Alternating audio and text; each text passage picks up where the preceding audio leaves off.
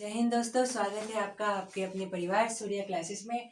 जैसा कि हम लोगों ने पिछले क्लासेस में डीसी जनरेटर के पार्ट्स के बारे में पढ़ा था, इंट्रोडक्शन पढ़ा था, उसके ईएमएफ इक्वेशन के बारे में पढ़ा था, फ्लेमिंग के दाएं हाथ के नियम के बारे में पढ़ा था, इसको कैसे हम लोग डीसी जनरेटर पे लागू करते हैं वो पढ़ा था।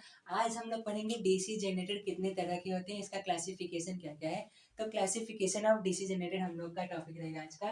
तो डीसी जनरेटर को मुख्यतः एक्साइटेशन के आधार पर दो भागों में बांटा गया है। एक है सेपरेटली एक्साइटेड,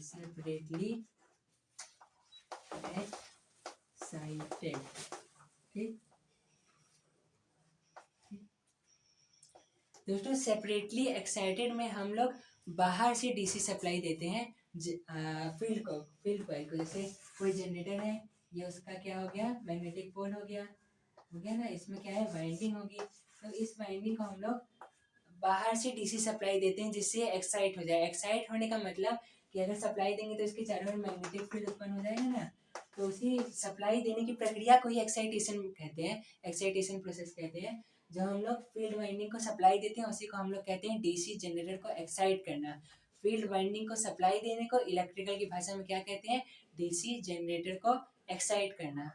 ठीक। तो इसमें क्या है, हम लोग बाहर से कोई भी डीसी सोर्सेस को सप्लाई देते हैं। वो सोर्स आपका बैटरी हो सकता है, बैटरी, या खुद डीसी जनरेटर को भी छोटा सा लगा सकते हैं, या रेक्टिफायर द्वारा एसी से कन्वर्टेड डीसी द्वारा सप्लाई दे सकते हैं। तो वो कोई भी माध्यम हो सकता है। कुल मिला के आपको ये जानना है कि सेपरेटली एक्साइटेड जनरेटर में हम लोग डीसी जनरेटर के फील्ड वाइंडिंग को किसी बाहरी डीसी सोर्स से सप्लाई देते हैं। इतना क्लियर है कि सेपरेटली एक्साइटेड डीसी जनरेटर में हम लोग कहाँ से सप्लाई देते हैं।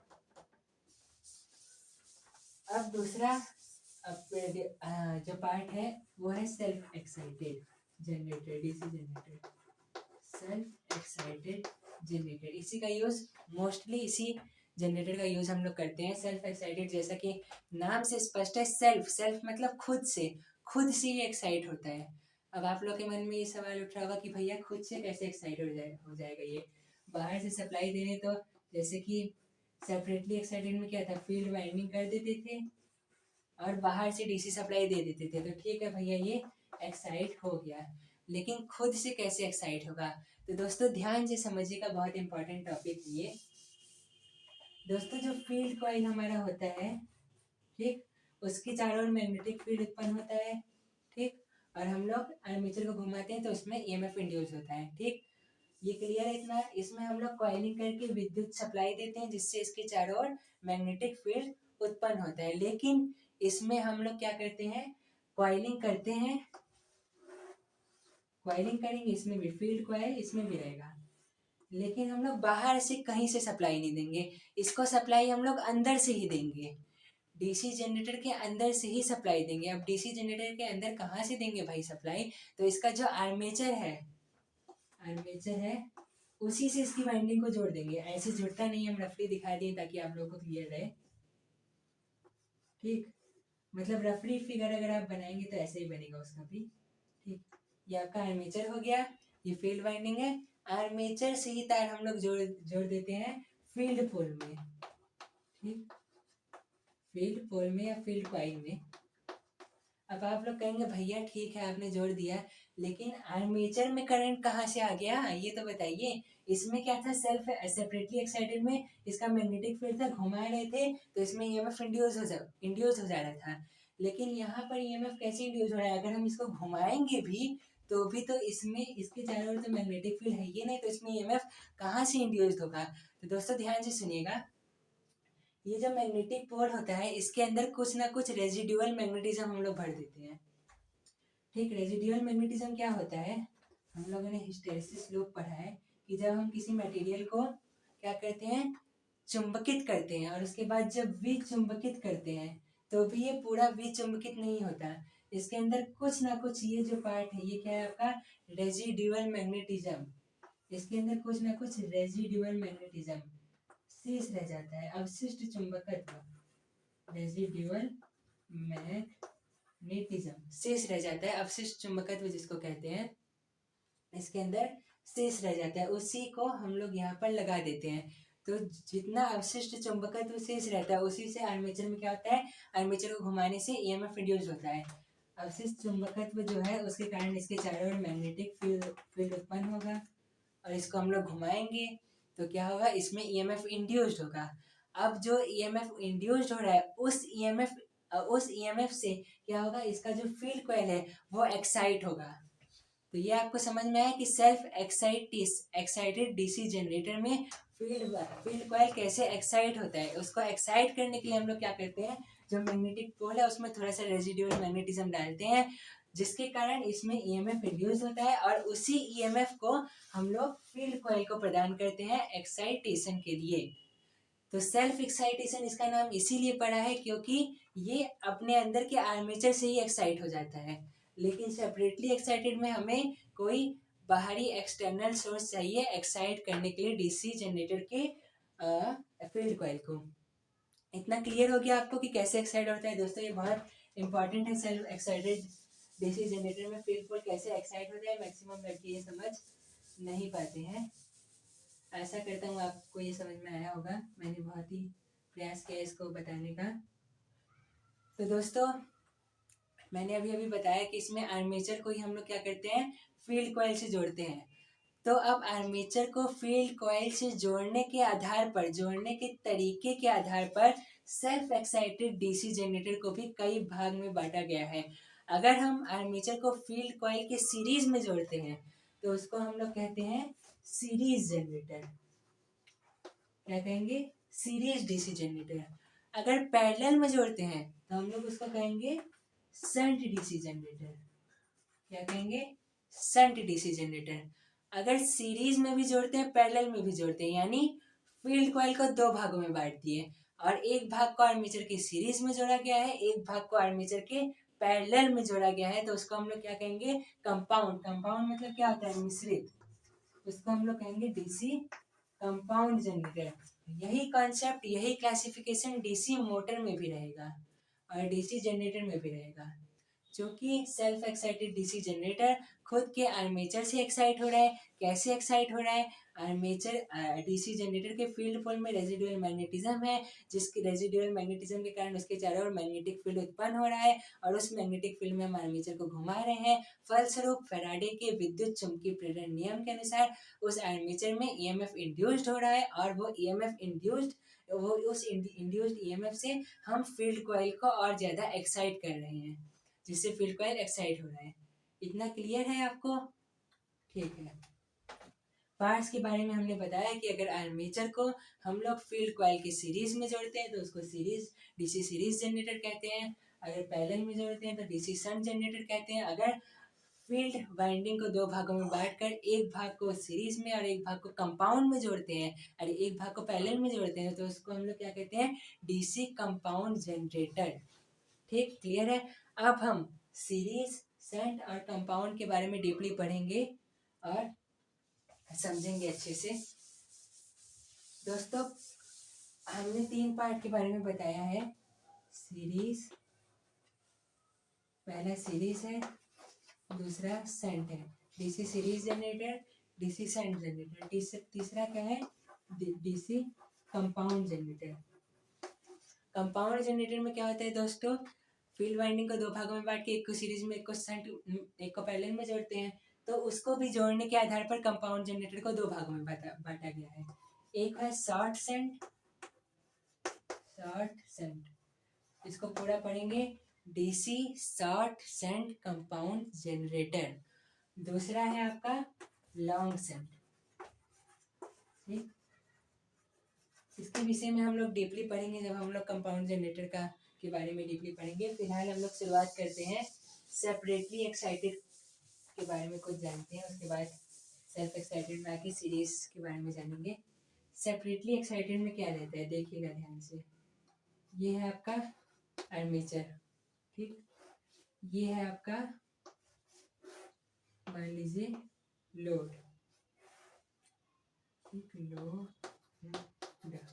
ठीक, और यहाँ हम लोग कोई भी डीसी सोर्स लगा के इसको सप्लाई दे रहे हैं। आपका फील्ड वाइंडिंग है, ठीक, ये क्या है, फील्ड कॉइल या फील्ड वाइंडिंग, कुछ भी कह सकते हैं आप लोग इसको। फील्ड वाइंडिंग या फील्ड कॉइल है ये। तो इसको हम लोग किसी भी बाहरी डीसी सोर्स से फील्ड वाइंडिंग को क्या कर रहे हैं, एक्साइट कर रहे हैं। एक्साइट करना मतलब फील्ड वाइंडिंग को डीसी सप्लाई देने को ही हम फील्ड वाइंडिंग को एक्साइट करना कहते हैं। तो फील्ड वाइंडिंग को एक्साइट कर रहे हैं हम लोग किसी भी बाहरी डीसी सप्लाई से। ये बाहरी डीसी सप्लाई बैटरी से भी हम दे सकते हैं, छोटे डीसी जनरेटर से भी दे सकते हैं, और रेक्टिफायर द्वारा कन्वर्टेड डीसी से भी इसको हम लोग एक्साइट कर सकते हैं। तो सेपरेटली एक्साइटेड, ये फिगर देखकर आपको ज़्यादा स्पष्ट हो रहा होगा कि सेपरेटली एक्साइटेड डीसी जनरेटर में हम लोग क्या कर रहे हैं, बाहर से डीसी सप्लाई दे रहे हैं, जिससे इसके चारों ओर मैग्नेटिक फील्ड उत्पन्न होगा, और इसको हम लोग घुमाएंगे तो इसमें ईएमएफ इंड्यूस होगा, जो हम लोड को दे देंगे। लोड हमारा पंखा, बल्ब, कुछ भी हो सकता है। मतलब दोस्तों इतना क्लियर है आपको कि ये सेपरेटली एक्साइटेड डीसी जनरेटर का कैसा फिगर है। आज दोस्तों हम आपको सबके फिगर के बारे में बताएंगे, सीरीज, शंट और कंपाउंड का।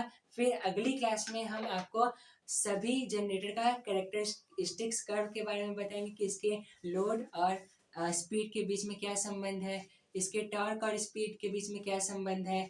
इन सब विषय में हम लोग कल डीपली चर्चा करेंगे। आज पहले सभी जनरेटर की जो मूलभूत संरचना है उसके विषय में हम लोग ध्यान देंगे। जैसा कि हम लोगों ने सेपरेटली एक्साइटेड डीसी जनरेटर की संरचना में ध्यान दिया, अब हम सेल्फ एक्साइटेड डीसी जनरेटर में आते हैं। जैसा कि मैंने बताया, सेल्फ एक्साइटेड डीसी जनरेटर तीन तरह के होते हैं। एक होता है सीरीज डीसी जनरेटर, एक होता है शंट डीसी जनरेटर, एक होता है कंपाउंड डीसी जनरेटर। तो सबसे पहले हम किसकी संरचना पे ध्यान देते हैं, सीरीज डीसी जनरेटर पे, या डीसी सीरीज जनरेटर इसको कहते हैं वैसे, डीसी सीरीज जनरेटर। दोस्तों मैंने बताया था डीसी सीरीज जनरेटर में फील्ड कॉइल आर्मेचर कॉइल के सीरीज में संयोजित होता है। तो दोस्तों फिगर को ध्यान से देखिएगा। ये जो दो ठो मैं बना रहा हूँ ये क्या है आप लोग समझ सकते होंगे, ब्रश है, कार्बन ब्रश। ओके, ये है सीरीज फील्ड, ये आपका चला गया लोड। एकदम सिंपल फिगर दोस्तों मैंने बनाया है। इसका जो इक्वेशन होता है आर्मेचर करंट के बीच में और सीरीज करंट के बीच में, इन सब के बीच में क्या रिलेशन है वो हम अगली क्लास में डीपली बताएंगे आपको। अभी खाली फिगर देखिए, क्योंकि जब फिगर आपको समझ में आएगा तो आगे का चीज़ अपने आप समझ में आने लगेगी। ये दोस्तों आपका आर्मेचर है, ये है सीरीज फील्ड, सीरीज फील्ड। ठीक,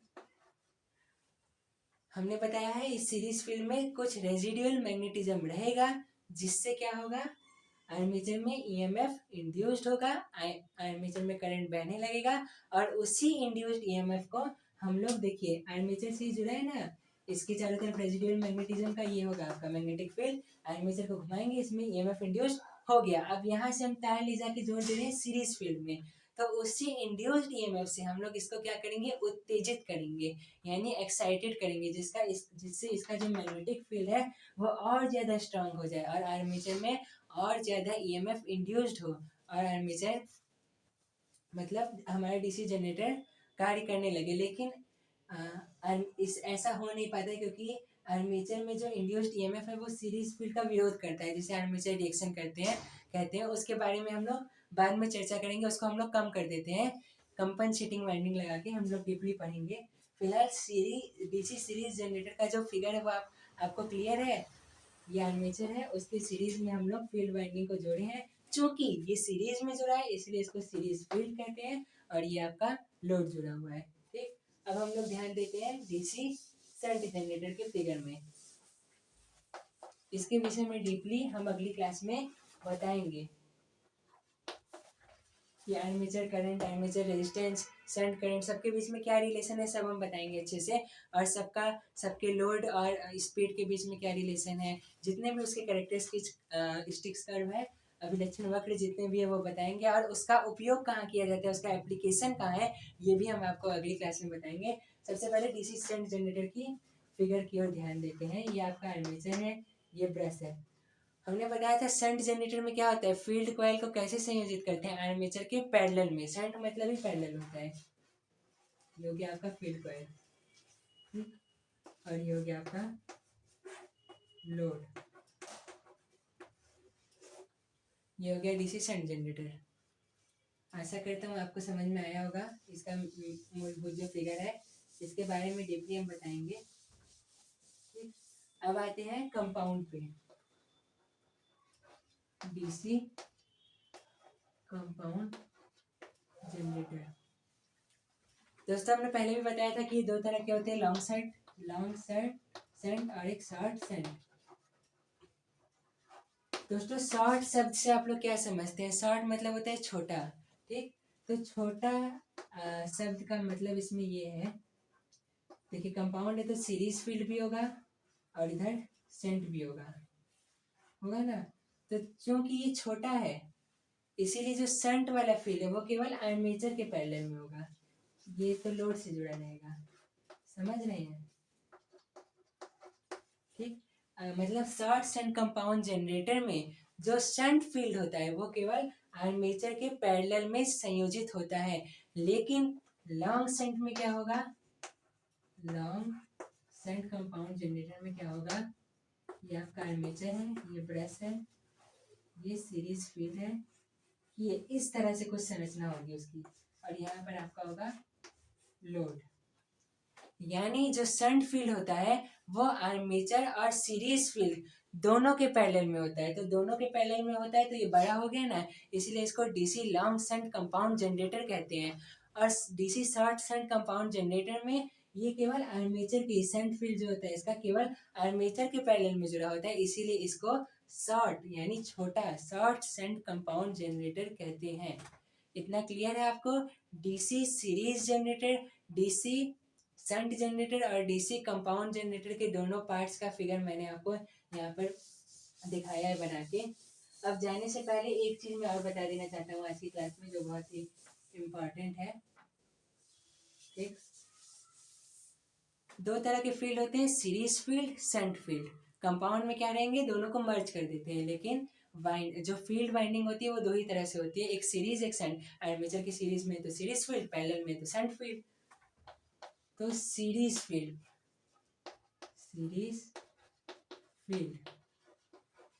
और शंट फील्ड।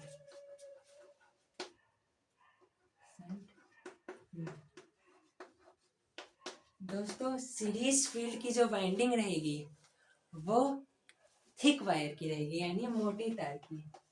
बहुत ही इम्पोर्टेंट है ये, और मैं ऐसा करता हूँ आप लोग इसको नोट कर लीजिए। और जो शंट फील्ड की वाइंडिंग रहेगी वो किसकी रहेगी? थिन वायर की, यानी पतली तार की। अब आप लोग अंदाजा लगा सकते हैं, अगर ये थिक वायर का रहेगा तो इसका रेजिस्टेंस कम होगा और इसका रेजिस्टेंस क्या होगा? ज्यादा रहेगा। ठीक, इसमें थिक वायर रहता है और जो टर्न्स रहता है वो कम रहता है। ठीक, थिक वायर और कम टर्न। ठीक, और शंट वायर में, शंट फील्ड में क्या रहता है? थिन वायर, यानी पतला तार और अधिक टर्न।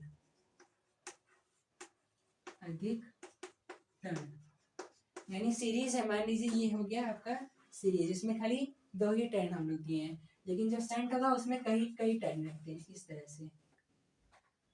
सीरीज फील्ड मोटे तार से की जाती है इसकी वाइंडिंग, और इसकी जो वाइंडिंग होती है शंट फील्ड की वो पतले तार से की जाती है। ये दोस्तों बहुत ही इम्पोर्टेंट पॉइंट है। मान के चलिए कि किसी भी कॉम्पिटिटिव एग्जाम में डीसी जनरेटर से ये क्वेश्चन तो पूछता है कि सीरीज फील्ड जो है वो मोटे तार से की जाती है या पतले तार से की जाती है, उसका रेजिस्टेंस ज्यादा होता है कि कम होता है, या उसमें टर्नों की संख्या ज्यादा होती है या कम होती है। सीरीज या शंट जिसका भी पूछा है अगले के रिस्पेक्ट में ये आंसर आपको देना पड़ता है। तो ये बहुत ही इंपॉर्टेंट है कॉम्पिटिटिव एग्जाम की दृष्टि से भी, और आपके ITI का जो CBT एग्जाम होता है उसमें भी ये क्वेश्चन मान के चलिए एक लगभग 99.99% पूछता है, मान के चलिए। इसीलिए मैं ऐसा करता हूँ ये आप लोग जरूर याद करेंगे। आज के लिए बस इतना ही। शुक्रिया दोस्तों, मिलते हैं अगले क्लास में। तब तक के लिए जय हिंद, वंदे मातरम, इनकलाब जिंदाबाद।